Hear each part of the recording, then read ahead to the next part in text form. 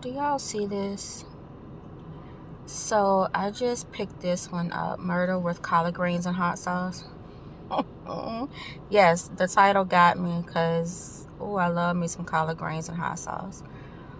And I love me a good murder mystery. So I listened to the preview, and it sounds a little ratchet, and not ratchet bad, but I mean, it sounds like sisters, like, and I don't mean sisters by blood, I mean, hey girl, hey sisters, like clowning each other. So we'll see how this turns into. But do you see on the cover how they got that little bottle of pepper sauce? I don't know who it is that made this cover, but that's my kind of person right there, honey. And then, man, Black Candle Women is on a 4-week hold because they're all checked out. And I'm kicking myself for not picking this book up when I was in the airport on Tuesday, I think it was, or Wednesday. I actually saw this book in the airport bookstore, Simply Books in Atlanta, and commented on it and did not pick it up.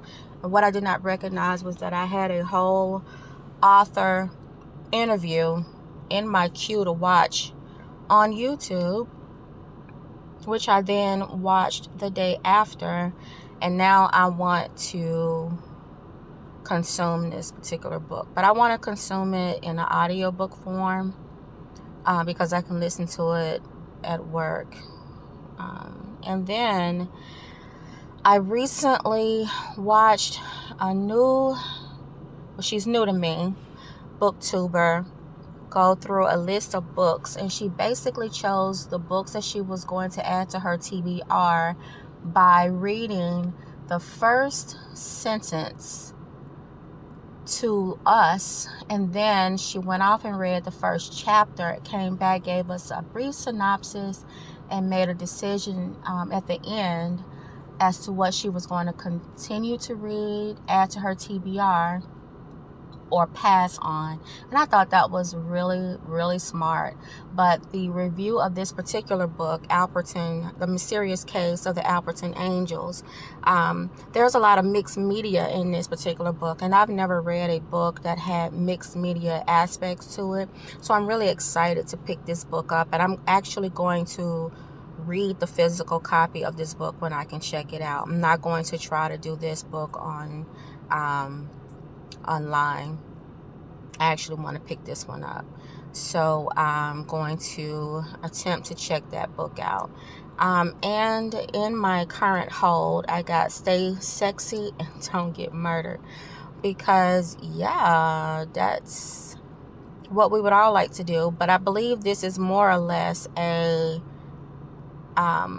this is by the ladies over at My Favorite Murder, the podcast, and I used to listen to this podcast quite often, and I'm thinking this is not actually a story, but more about them. So I'll follow up with you guys on that particular book and see what we are dealing with there. So hope you guys have a great one, and that's what's on my list to start reading. I'm also reading a book called Bulldagger. I had to take a minute from that book because it got a little emotional for me. It's an LGBTQA plus genre book, but I actually know the writer as a friend and extended family member, not by blood, but by relationship. And she's also a fellow veteran. And while I know several things about her and her family, I'm learning more about the family dynamics there, and my heart was breaking a little bit, so I had to take a break and try to find something else as